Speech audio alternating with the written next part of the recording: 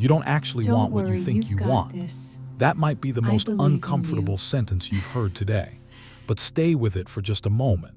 Because what if everything you've been chasing, every craving, every late night urge, every moment of giving in and then immediately hating yourself for it? What if none of that was ever really about pleasure? What if it was always about pain? The Swiss psychiatrist Carl Jung spent decades studying the human unconscious. And one of the most striking things he discovered was this: when a person cannot face what they feel, the mind doesn't go quiet. It goes underground. It finds another exit. It disguises raw emotional pain as something that feels completely different, something that feels like desire. And that disguise is so convincing that most people never see through it. In this video, we are going to break that disguise apart, layer by layer, 9 layers deep. By the time you reach the end, you won't just understand your patterns differently. You'll understand yourself differently. And that shift, that moment of recognition, is where real change begins. Let's go. Layer 1, the shadow isn't a metaphor, it's a mechanism. Jung introduced the concept of the shadow self not as poetic symbolism, but as a functional psychological reality. The shadow is the repository of everything you've been taught to hide: your grief, your unmet needs, your fear of being rejected, your longing to be truly known by another human being. All of it gets pushed down because, at some point in your development, you learned that showing those parts of yourself was dangerous. So what happens to all that suppressed emotional content? It doesn't disappear, it mutates. Jung described this process in his 1951 work Aeon, where he wrote about how the psyche will always find an outlet for what the conscious mind refuses to acknowledge. Repressed need doesn't simply dissolve. It re-emerges through instinct, through compulsion, through craving. Lust becomes one of the most common vehicles for shadow material, not because sexuality is shameful, but because the hunger underneath the lust is so profound and so tender that the mind cannot risk exposing it directly. So it gets translated.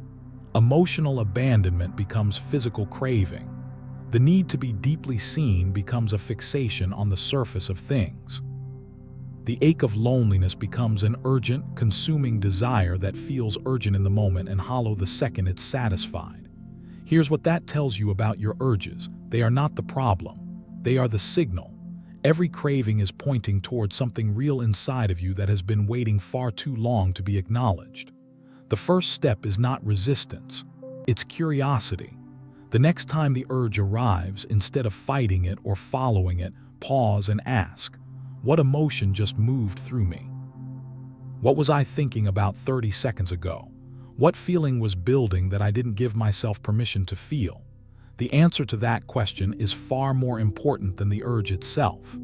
Layer 2, dopamine, was never designed to make you happy here, is something neuroscience has confirmed in study after study, and yet most people fundamentally misunderstand it.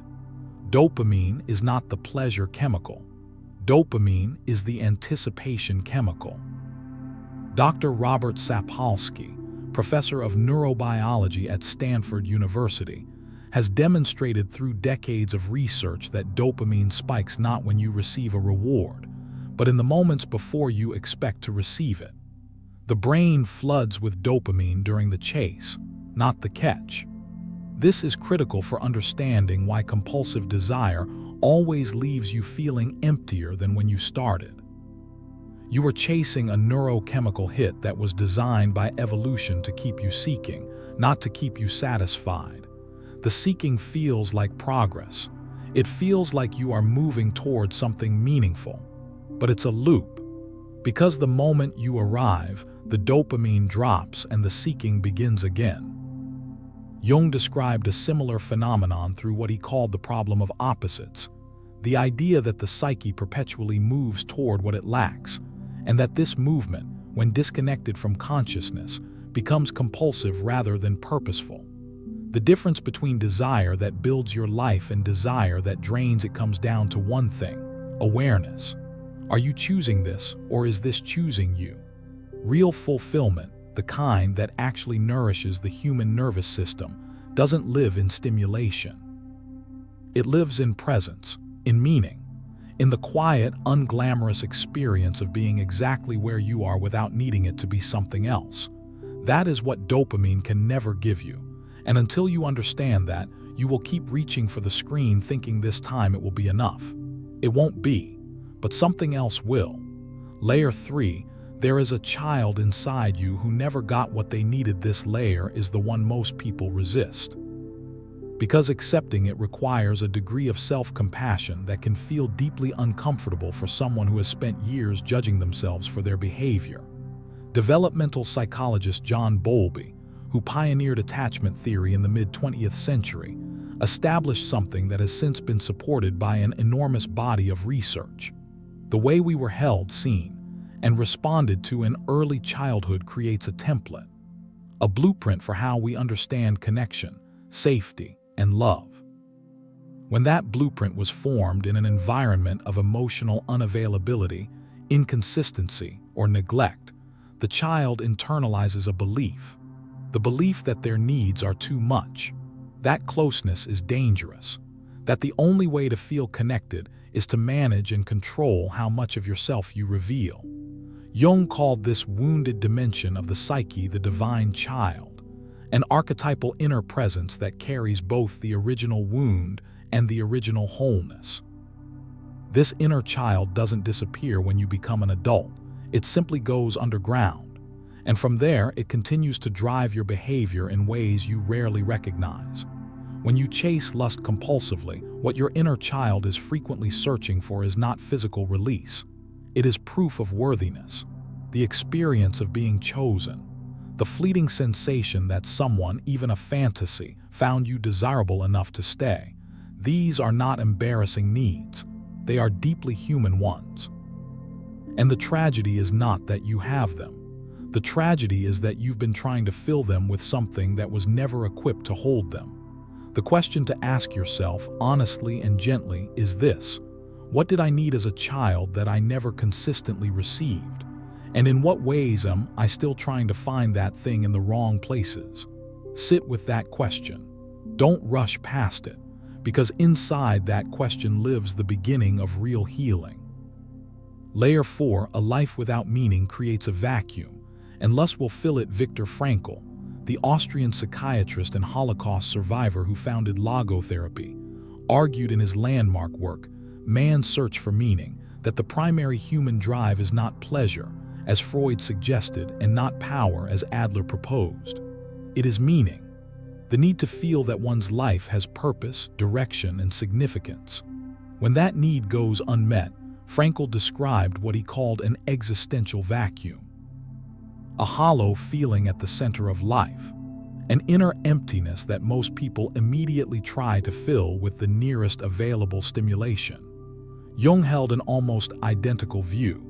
He wrote extensively about how meaninglessness is the central psychological crisis of the modern age, and that when a person lacks a genuine sense of purpose, they become vulnerable to what he called inflation, filling the empty psyche with anything that produces sensation. Compulsive lust is one of the most efficient ways to temporarily escape an existential vacuum. It creates intensity. It creates focus. For a few minutes, the dull ache of a directionless life disappears, replaced by something that at least feels urgent. But it is borrowed intensity. It costs more than it gives. The research on this is compelling. A 2014 study published in the journal Psychological Science by researchers Roy Baumeister and Kathleen Vose found that people who reported higher levels of meaning in their daily lives demonstrated significantly lower levels of impulsive and addictive behavior across multiple categories. You don't overcome a compulsion primarily through willpower. You overcome it by building something worth being present for. When your life has direction, when you are working towards something that genuinely matters to you, the pull of cheap stimulation weakens naturally.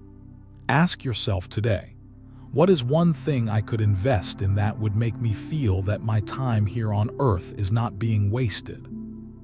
Layer 5.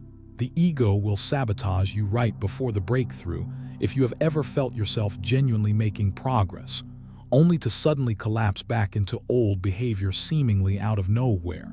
You need to understand what was actually happening in that moment. Jung described the ego not as the highest part of the self, but as a conserving structure. Its primary function is to maintain psychological stability, and it does that by preserving familiarity. The patterns, identities, and behavioral loops you've lived inside of for years feel like home to the ego, even when they are destroying you. The moment you start genuinely changing, rewiring old reflexes, sitting with discomfort instead of escaping it, the ego registers this as a threat. Not because it wants you to fail, but because it doesn't know who you are without the familiar pattern. And so it fights back. It does this through cravings that feel uniquely powerful, through nostalgic fantasies, through sudden floods of shame that make healing feel impossible, through the seductive whisper that says you've come so far, one slip won't hurt. Neurologically, this is consistent with what researchers call an extinction burst. Before a conditioned behavior disappears, it often intensifies. The brain, accustomed to receiving a certain response, pushes harder when that response stops coming. Dr. B.F. Skinner documented this phenomenon extensively, and modern addiction neuroscience has confirmed that relapse risk is often highest not in the lowest moments, but in the transitional ones. What this means practically is simple but profound. If you are experiencing intense urges right now, it may not be evidence that you're failing. It may be evidence that you are finally close to something. Don't mistake the resistance for the reality. Stay with it just a few minutes longer than you have before. That is where the shift lives. Layer 6, numbness, is not peace. It's a warning sign. At a certain point, something strange happens. The craving stops feeling exciting. The compulsion continues, but the thrill is gone. You engage in the behavior not because it feels good, but because stopping feels worse. This is not a minor development. This is one of the most important signals the psyche can send. Jung wrote in Modern Man in Search of a Soul that when a person becomes psychologically numb, it is not because they feel too little. It is because they have been feeling too much for too long without adequate support or outlet. Numbness is a defense. It is the psyche protecting itself from a pain it has decided is too large to survive. Dr. Gabor Mate, a physician and renowned expert on addiction and trauma, describes this same phenomenon in his work. He argues that virtually all addictive behavior at its core is an attempt to escape pain that has never been adequately processed. The addiction doesn't create the emptiness. It reveals it. When pleasure turns mechanical and you find yourself going through the motions of a habit you no longer even enjoy, that is the moment to stop and listen very carefully. Because underneath that numbness is not nothing. Underneath that numbness is everything you've been unwilling to feel. Begin reclaiming sensation through the smallest possible steps. A walk without anything in your ears. 5 minutes of sitting completely still. A conversation where you actually say what you feel instead of what is expected. These are not dramatic interventions, but they are entry points back into your own emotional life. The goal is not to force feeling. The goal is to stop preventing it. Layer 7. When the craving fades, you will not feel what you expected. Most people who have spent years caught in a cycle of compulsive desire imagine that recovery will feel triumphant. That the day the craving loosens its grip, they will feel liberated and powerful and transformed. But here is what actually tends to happen and why it's important to prepare for it. The craving fades, and in its place arrives a profound and disorienting silence. This silence doesn't feel like victory. It doesn't feel like anything, really. It feels flat, strange, like a room after all the furniture has been removed. You look around and realize that so much of your mental and emotional energy was organized around the pattern you've just released, that without it, you don't entirely know who you are. Jung described this phase as a necessary and even sacred disorientation. In his theory of individuation, the process of becoming a psychologically integrated self, he identified this kind of liminal silence as the space in which genuine identity reorganization occurs. It is not comfortable, but it is generative. Dr. Patrick Carnes, one of the foremost researchers in the field of compulsive behavior and recovery, noted in his clinical research that the period immediately following the reduction of compulsive behavior is one of the highest risks for relapse. Not because the person is weak, but because they have not yet built a new relationship with themselves that fills the space the compulsion once occupied. Do not mistake this silence for emptiness. It is not a sign that something is wrong. It is the sound of your psyche reorganizing itself around something deeper and more authentic than the coping mechanism that used to run your life. If you can remain in that silence long enough, you will begin to hear your genuine desires, not for escape, not for stimulation, but for real connection, for purposeful work, for the experience of being fully present inside your own life. Layer 8. True freedom is not the absence of temptation. There is a fantasy that many people carry about what healing from compulsive desire ultimately looks like. The fantasy goes like this. One day, the temptation simply stops. You become immune. The thing that once consumed you becomes invisible, and you walk through the world untouchable. Jung would have described that fantasy as a form of magical thinking, and neuroscience would agree. The neural pathways built through years of repeated behavior do not simply disappear. Dr. Norman Doidge, in his groundbreaking work, The Brain That Changes Itself, explains that while the brain is extraordinarily plastic and capable of deep change, old pathways don't get erased. They get weakened through disuse and replaced by newer, stronger pathways built through different, intentional choices. Real freedom is not immunity. Real freedom is the experience of seeing the familiar pull arise, feeling it clearly and without panic, and choosing not to follow it. Not because you're afraid of where it leads, but because you now know something better. This distinction is everything, because the person who is free out of fear is one stress event away from collapse, but the person who is free out of genuine understanding and self-knowledge is stable in a way that very little can shake. You build that kind of freedom through repeated acts of conscious choice, through noticing the urge, naming it, feeling it, and redirecting your energy with intention. Not once, not twice, but consistently over time until the new response becomes as natural as the old one used to be. Layer 9. Integration is the goal, not perfection. Here is the final and perhaps the most liberating truth in all of this. The shadow does not disappear. The parts of you that develop these patterns, the wounded inner child, the ego that resists change, the parts that still ache for what they never received, those parts don't get deleted in recovery. They get integrated. Jung believed with absolute conviction that the goal of psychological development is not to become a saint. It is to become whole. And wholeness, by definition, includes the parts of yourself that once caused you the most shame.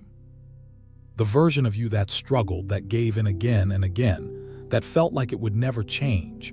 That version of you was not a failure. That version of you was doing the only thing it knew how to do with the pain it was carrying. It deserves understanding, not condemnation. When you integrate those parts rather than continuing to war against them, something remarkable happens. The energy that was previously consumed by the internal conflict becomes available for something else. For creativity, for genuine connection, for the kind of purposeful living that most people only ever glimpse before retreating back into their familiar loops. You do not need to become someone else. You need to bring all of yourself forward. The shadow doesn't stop speaking, but you stop being governed by it. You hear its voice, you recognize what it's really saying underneath the noise, and you respond to it with wisdom rather than obedience. That is not a small thing. That is the entire game. Carl Jung wrote, "One does not become enlightened by imagining figures of light, but by making the darkness conscious." You watched this entire video. You stayed. That already means something. Not because it proves you're ready to be perfect, but because it proves you are ready to be honest. And honesty, real honesty with yourself, is where every genuine transformation begins. Which layer hit you the hardest? Drop it in the comments. Your answer might be exactly what someone else needs to read today.